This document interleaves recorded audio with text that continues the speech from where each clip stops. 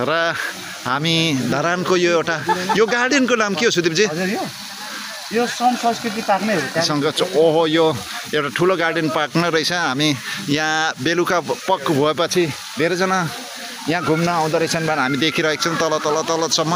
आज हर्क सम्बाङ हाम्रा यो महानगरपालिका धरानको उहाँ मेयर हुनुहुन्छ, मेयर साहब नि आज यहाँ देख्न पायो, उहाँसित भिडियो बनाउनु पायो, खुसी लाग्यो।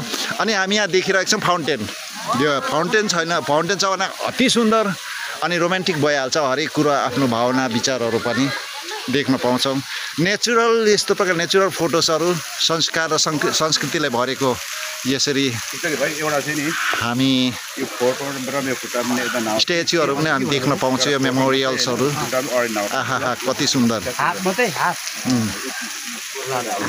हाम्रो फिल्म डाइरेक्टर साहब पनि यहाँ यो मेमोरियल्सको सामने उभिएर हाम्रो फिल्म डाइरेक्टर साहब लोजिमा चलचित्रको सागर सुब्बाज्यू पनि यसरी मेमोरियल्सको सामने उभिएर फोटो खिच्नु हुँदैछ।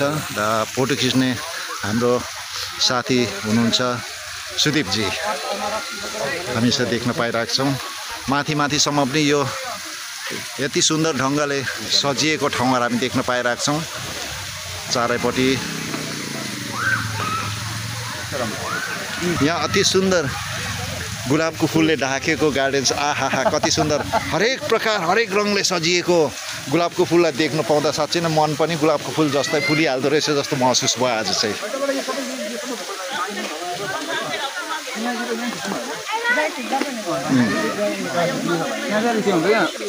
हाम्रा लोजिमा चलचित्रका फिल्म डाइरेक्टर साहब उहाँले यसरी फाउन्टेनको अघि आफ्नो एउटा अद्भुत अभिनयको साथमा एउटा फोटो लिनुहुँदैछ।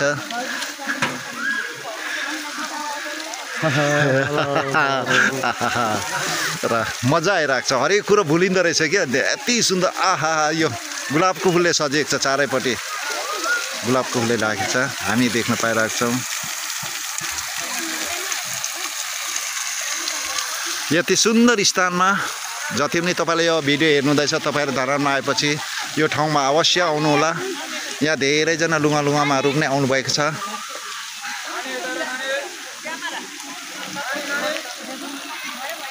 यहाँदेखि तल हामी देखिरहेको छ हर्क सम्बाङ आदाङबा पनि आउनुभएको छ। उहाँले यसरी घुम्नु हुँदो रहेछ। एकदमै साधारण व्यक्तित्वको उहाँ हुनुहुन्छ, आफै हटेर उहाँले अरू उदाहरण दिनुहुन्छ। हर्क सम्बाङ सर एउटा आफै उदाहरण बनेर काम गर्ने व्यक्ति हो। Be an example, that's the best way to teach भनेर उहाँ सिकाउनुहुन्छ, आफै उदाहरण बनेर। यसरी मसिन नानीहरू आएर पनि यसरी फोटो भिडियो खिच्ने कार्यहरू गर्दछन्। या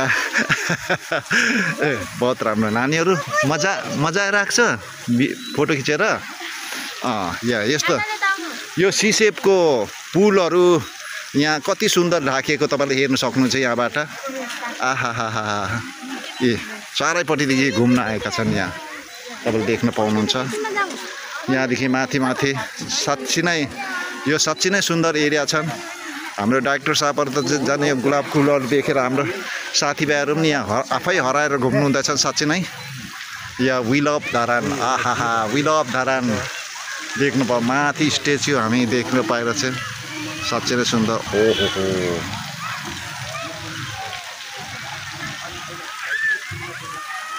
फाउन्टेनको वरिपरि गुलाब फुलले त झन् यो मनलाई साँच्ची नै मनै लोभिँदो रहेछ। कहिले छोडेर नजाउँ भन्ने ठाउँ हामी फिल भइरहेको छ।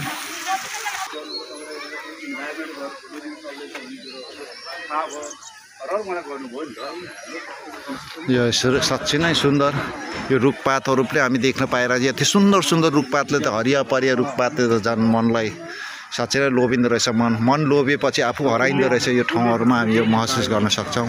धेरैवटा मेमोरियल्सहरू, निशानीहरू, इन्फर्मेसन्सहरू पनि हामी देख्न पाउँछौँ। जति पनि यो मेमोरियल्सहरू नामहरू हाम्रा यसरी सबैजना घुम्न आउँछन् यहाँ मनोरञ्जनको निम्ति, रमाइलोको निम्ति। रमाइलो चाहिन्छ मान्छेको जिन्दगीमा। यहाँ रुखपात रोपेको सानो रुखपातले भरिएका ठाउँहरू, आहा कति सुन्दर।